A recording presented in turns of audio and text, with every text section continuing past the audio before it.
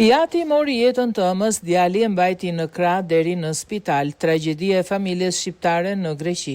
Një ngjarje e rëndë ka tronditur zonën Rodhopi në Greqi, ku 44 vjeçaria shqiptares Mameço u vra me thik nga bashkëshorti i saj 53 vjeçar Bujar Meço ditën e djeshme. Sipas mediave greke, gruaja kishte kohë që ishte larguar nga shtëpia dhe punonte punë sezonale në ishullin Thasos, ndërsa ishte kthyer në fshatin Djalambi për të festuar ditëlindjen e vajzës së saj 16 vjeçare.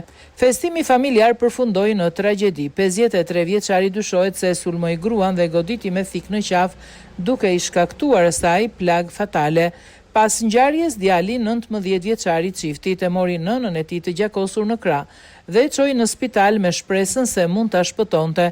Megjithatë, mjekët e njoftuan të riun se nëna e tij kishte ndruar jetë.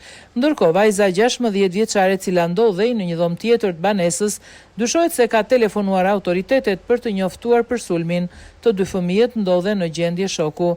Pas sulmit, 53 vjeçari dyshohet se është vetë plagosur dhe ka konsumuar naftë në tentativë për t'i dhënë fund jetës. Ai u transportua në spital ku po trajtohet nën kujdesin e policisë dhe ndodhet jashtë rrezikut për jetën.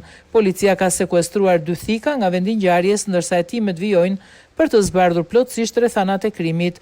Për 53 vjeçarin është ngritur një çështje penale për vrasje me dashje, dhunë në familje dhe shkelje ligjit për armët. Sipas autoriteteve greke, autopsia pritet të përcaktojë shkakun e saktë të vdekjes, ndërsa hetimet paraprake po kryen nga Departamenti i Hetimit dhe Ndjekjes Penale të krimeve në Komotini.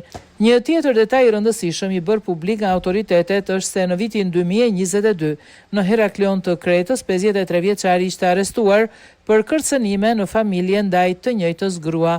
Policia vijon hetimet, ndërsa deklaratat e 2 fëmijëve pritet të merren në ditët në vijim për të hedhur më shumë dritë mbi momentet para dhe gjatë krimit.